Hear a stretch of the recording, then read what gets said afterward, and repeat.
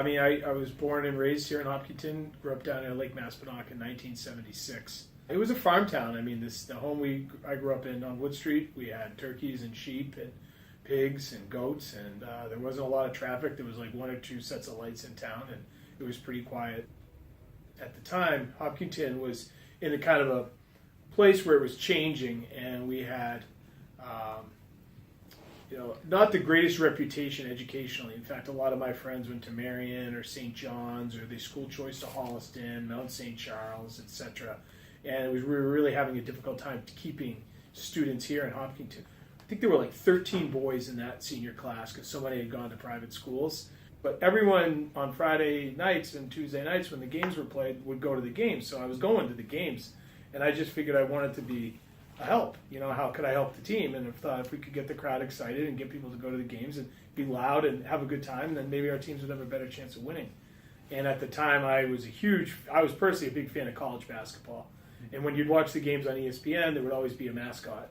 And I just thought it would be a fun idea to have a mascot at our games. And so with the help of my neighbor, who was our teacher in Sherborne, she helped create, there was two mascots over the course of the career. One was like a pretty big, gigantic paper mache, big head, like over-the-top sized, that was really top-heavy and was kind of hard to move around, but that was the first kind of iteration. And it was fun, I don't think the administration really knew what to think of it because I didn't ask anyone's permission. I just showed up at a game one day and was like, I'll be the mascot. And it said Hillerman, and it was fun. I'd go to different events around town too, like throughout the year if they wanted like some type of representation there. But and in the end, we did. We had some great wins, and both girls and boys made it deep into the tournament. The girls in 93 or 94 won a state championship.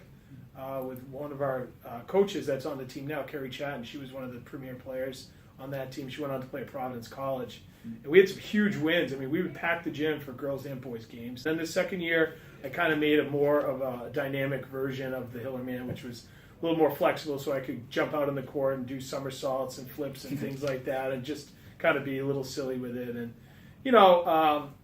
it's one of those things where thinking back on it now, it's a bit embarrassing to have done that, but that was just what we did. And we wanted to be positive. We wanted to be excited about our teams, and what better way to be a part of it than to create this silly mascot.